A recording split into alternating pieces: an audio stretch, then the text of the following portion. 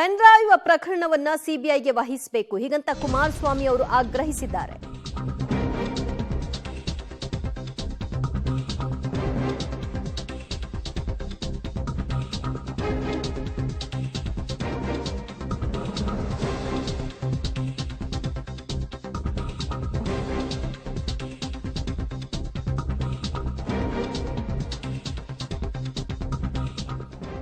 Pen drive case ಸಿಬಿಐಗೆ ನೀಡುವಂತೆ ಕುಮಾರಸ್ವಾಮಿ ಆಗ್ರಹಿಸಿದ್ದಾರೆ. ಸಿಎಂಗೆ ಧೈರ್ಯ ಇದ್ರೆ ಪ್ರಕರಣವನ್ನ ಸಿಬಿಐಗೆ ಕೊಡಿ, ಸತ್ಯ ಹೊರಗೆ ಬರಲಿ. ಸಿಬಿಐ ಮೂಲಕ ಸಿಬಿಐ ತನಿಖೆಯ ಮೂಲಕವಾಗಿ ಸತ್ಯ ಹೊರಬರುವಂತಹ ವಿಶ್ವಾಸ ಇದೆ.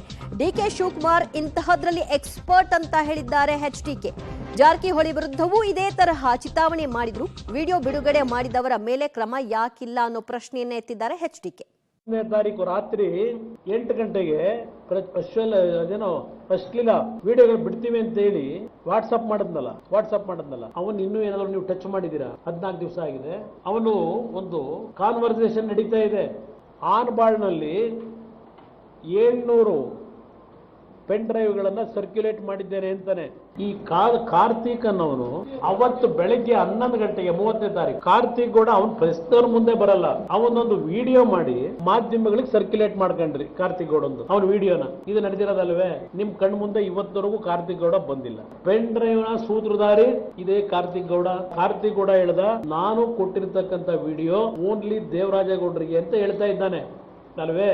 ವಿಡಿಯೋ ಮಾಡಿ ಕಳಿಸಿದ್ದಾನೆ. ಇವತ್ತಿನವರೆಗೆ ಅವನ್ನ ಅರೆಸ್ಟ್ ಮಾಡಲಿಲ್ಲ, ಇವತ್ತಿನವರೆಗೆ ಅವನು ಹೊರಗಡೆ ಬರಲಿಲ್ಲ. ಅವನಲ್ಲಿ ಸ್ವಚ್ಛತೆ ಇದ್ರೆ ಯಾತಕ್ಕೆ ಅವನ್ನ ಇನ್ನೂ ಪ್ರೊಟೆಕ್ಷನ್ ಮಾಡಿದ್ದೀರಿ? ಎಲ್ಲಿದ್ದಾನೆ ಕಾರ್ತಿಕ್? SIT ನಿಜಕ್ಕೂ ನೀವು ಸ್ಪೆಷಲ್ ಇನ್ವೆಸ್ಟಿಗೇಷನ್ ಟೀಮ್ ಆಗಿದ್ರೆ ತನಿಖೆ ಮಾಡ್ತಾ ಇರೋರು, ಯಾತಕ್ಕೆ ಇನ್ನೂ ಇವ್ರನ್ನ ಅರೆಸ್ಟ್ ಮಾಡಿಲ್ಲ? 400 ಮಹಿಳೆಯರ ಮೇಲೆ ಪ್ರಜ್ವಲ್ ಅತ್ಯಾಚಾರ,